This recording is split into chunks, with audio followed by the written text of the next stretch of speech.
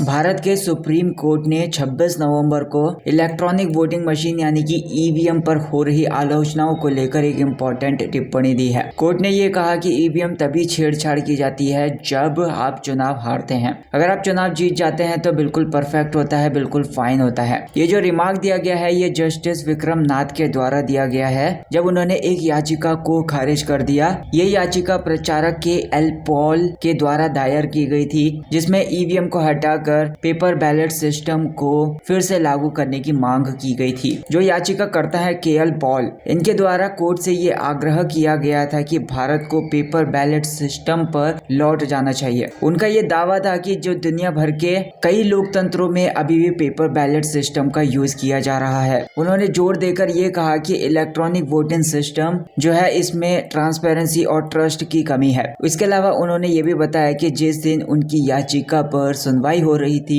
वो संविधान दिवस था। उन्होंने इस बात को भी उजागर किया कि ये भारतीय लोकतंत्र और कॉन्स्टिट्यूशन की गरिमा को बनाए रखने का एक इम्पोर्टेंट अवसर है। पॉल ने चुनावों में भ्रष्टाचार का मुद्दा भी उठाया। उन्होंने ये भी कहा कि चुनावों के दौरान मनी, अल्कोहल और दूसरे लोभ दिला देने वाले जो कैंडिडेट्स होते हैं उनको कम से कम 5 सालों के लिए डिस्क्वालीफाई किया जाना चाहिए। उनका ये भी मानना था कि ये जो एक्टिविटीज हो रही हैं वो संविधान में निहित फंडामेंटल राइट्स जैसे कि समानता का अधिकार है, ड्यू प्रोसेस और फ्रीडम ऑफ एक्सप्रेशन का उल्लंघन करती है। सुप्रीम कोर्ट ने 2024 में अपने एक निर्णय में ईवीएम सिस्टम को चुनाव प्रोसेस के लिए उचित ठहराया था और पेपर बैलेट सिस्टम को फिर से लागू करने की जो मांग थी उसको अस्वीकार कर दिया था। अब कोर्ट ने इस संदर्भ में कुछ इंपॉर्टेंट पॉइंट्स उठाए हैं जैसे कि वीकनेस ऑफ पेपर बैलेट यानी कि पेपर बैलेट सिस्टम की जो कमजोरियां हैं। कोर्ट ने ये कहा कि जो पेपर बैलेट सिस्टम है उसकी खामियां और उसके साथ जुड़ी हुई समस्याएं पहले से ही सभी को पता है और वेल डॉक्यूमेंटेड है। इंडियाज लार्ज इलेक्टोरेट मतलब 970 मिलियन यानी कि 97 करोड़ से ज्यादा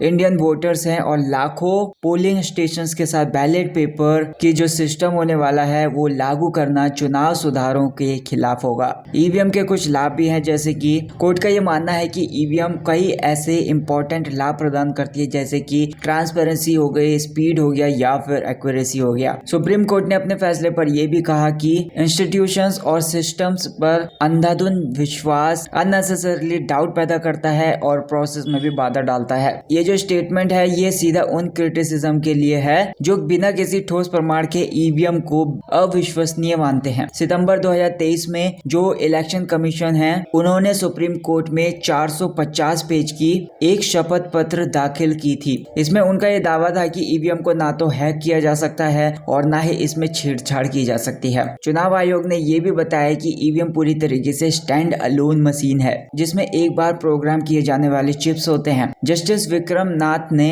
पॉल की जो पिटीशन थी या फिर याचिका थी उसको खारिज कर दिया और उन्होंने ये पूछा कि क्या वो कोर्ट को एक पॉलिटिकल प्लेटफॉर्म में बदलना चाहते हैं। पॉल ने जवाब दिया कि वो कोर्ट में पॉलिटिक्स नहीं कर रहे थे बल्कि डेमोक्रेसी को बेहतर करने के लिए मांग कर रहे थे। ईवीएम जो सिस्टम है उसका जो समर्थन होता है वो कई लेवल्स पर होता है जैसे कि टेक्नोलॉजिकली मजबूती मतलब ईवीएम ने कई सालों से ये साबित किया है कि ये पारंपरिक मतदान जो सिस्टम्स हैं उनकी तुलना में ये ज्यादा सुरक्षित है और ज्यादा फास्ट भी है। ट्रांसपेरेंसी एंड ट्रस्ट हम मतलब ईवीएम से वोट काउंटिंग में जो ह्यूमन एरर आ जाते हैं उसकी संभावना कम हो जाती है। पेपर बैलेट जो सिस्टम होता है उसके मुकाबले ईवीएम कागज की खपत को कम करती है। कई ऐसे एक्सपर्ट्स हैं मतलब पेपर बैलेट सिस्टम को फिर से लागू करने की मांग को रिग्रेसिव स्टेप मानते हैं मतलब पीछे की ओर कदम मानते हैं। भारत जैसी वास्ट एंड डाइवर्स कंट्री में जहां पर मतदान की जो प्रोसेस होती है एक बहुत ही बड़ा काम है। पेपर बैलेट सिस्टम का संचालन कई समस्याएं खड़ी कर सकता है जैसे कि इसमें धांधली की संभावना हो जाती है। पेपर बैलेट जो सिस्टम होता है उसमें वोट्स की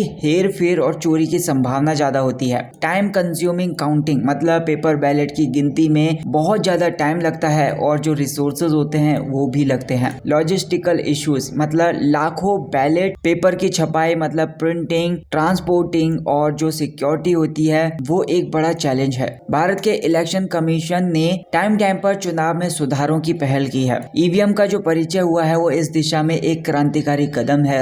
इसके बावजूद जो चुनाव की प्रोसेस है उसको और ज्यादा ट्रांसपेरेंट और इंटीग्रेट बनाने की बहुत ज्यादा जरूरत है। कुछ सुधार हैं जो किए जा सकते हैं, मतलब ईवीएम के साथ वीवीपैट का यूज करना ताकि जो मतदाता है वो अपने मत की पुष्टि कर सके। जो कैंडिडेट्स हैं उनके द्वारा मनी और इंड्यूसमेंट इन दोनों के यूज पर कड़ी निगरानी की जा सके। वोटर्स और कैंडिडेट्स दोनों को ईवीएम और इलेक्टोरल प्रोसेस के बारे में जागरूक करना। ईवीएम के खिलाफ जो क्रिटिसिज्म है उसको अक्सर पॉलिटिकल मोटिवेशंस के हितों से जोड़ा जाता है। जब कोई दल चुनाव हारता है तो वो ईवीएम को दोषी ठहराता है, लेकिन अगर वो जीत जाता है तो वो चुप हो जाता है। तो ये जो पैटर्न है वो लोकतांत्रिक संस्थानों पर विश्वास को कमजोर करती है। तो इस वीडियो का कंक्लूजन यही है, जो सुप्रीम कोर्ट का निर्णय है वो एक इम्पोर्टेंट संदेश देता है जो चुनाव प्रणाली में सुधार समय के साथ जरूरी है, लेकिन टेक्नोलॉजी को डाउट के बिना अपनाना चाहिए। ईवीएम सिस्टम में भारत जैसे बड़े लोकतंत्र में मतदान की प्रोसेस को आसान और सुरक्षित बनाया है। हालांकि इलेक्शन में करप्शन